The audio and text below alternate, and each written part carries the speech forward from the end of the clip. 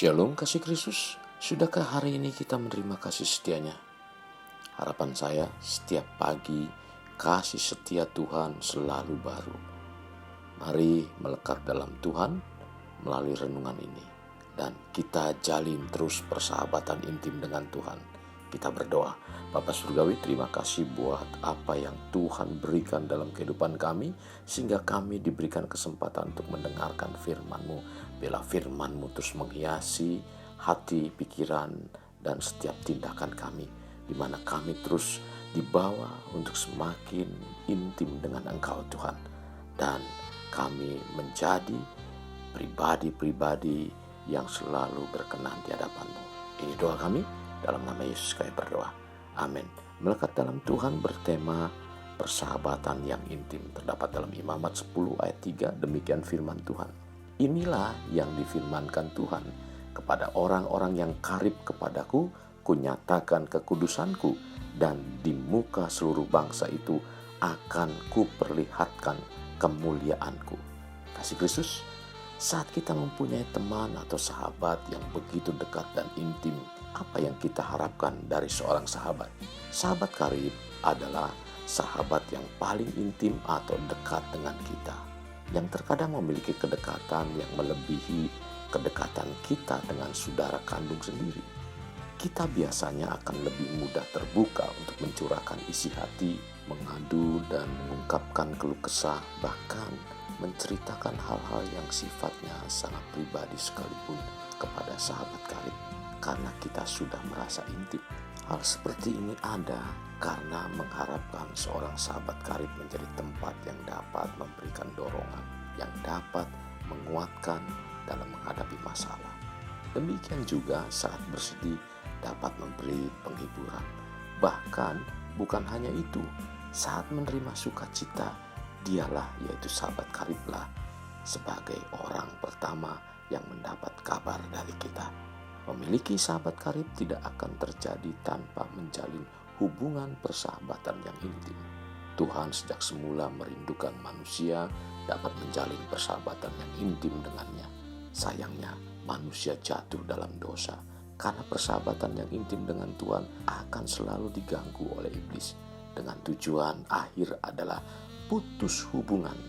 Namun Tuhan tetap membuka pintu dan tidak henti-hentinya untuk selalu menunggu kerelaan dari manusia untuk datang kepadanya, menjalin persahabatan yang intim dengannya.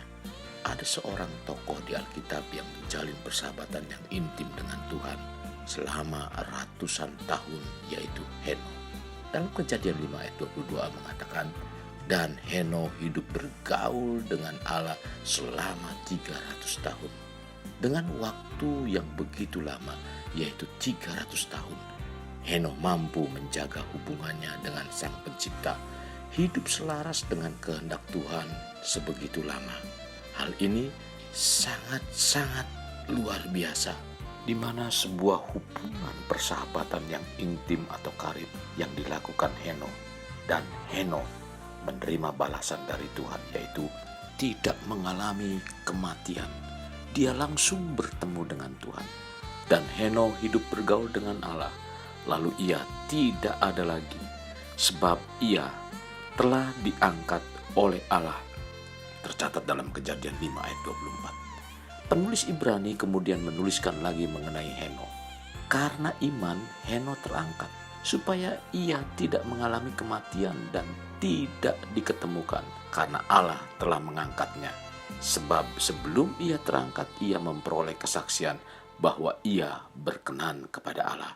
Tercatat dalam Ibrani 11 ayat 5. Menjalin persahabatan yang intim atau karib tentu bukanlah pertemanan yang hanya mencari keuntungan dan kesenangan bersama saja.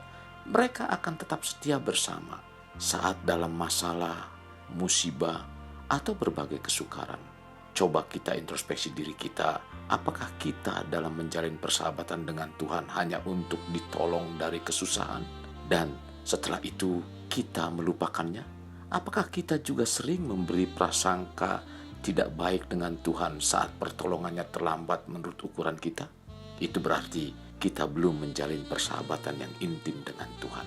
Tuhan menjanjikan hal istimewa kepada kita yang menjalin persahabatan dengannya. Dalam Imamat 10 ayat 3 mengatakan, inilah yang difirmankan Tuhan, kepada orang yang karib kepadaku, kunyatakan kekudusanku, dan di muka seluruh bangsa itu akan kuperlihatkan kemuliaanku. Kasih Kristus, mari kita jalin persahabatan yang intim dengan Tuhan dengan sekuat tenaga, pikiran, dan kemampuan kita. Rajinlah bersekutu dengan Tuhan lewat pembacaan firman-Nya, berdoa, mendengarkan renungan pagi atau malam. Percayalah, Tuhan menanti kita untuk melakukan persahabatan intim dengannya. Mari kita bergaul intim dengan Tuhan, karena Tuhan akan membawa dan memberikan kita untuk menikmati janji-janjinya. Kasih Kristus, jadikan hidup kita untuk lebih bermakna, membangun pribadi bermakna dimulai dari pribadi kita. Kita berdoa, Bapa, terima kasih buat renungan firman Tuhan hari ini, di mana Engkau membawa kami untuk semakin intim dan menjalin persahabatan dengan Engkau. Tuhan, terima kasih. Kami bawa keimanan kami untuk terus senantiasa melekat dengan Engkau dan membawa kehidupan kami terus mengalami janji-janji Tuhan. Tuhan, kami percaya bahwa Engkau adalah sahabat sejati. Engkau yang tidak pernah meninggalkan. Engkau yang selalu setia dan selalu memperhatikan kami, Tuhan. Terima kasih Bapa Surgawi, terima kasih.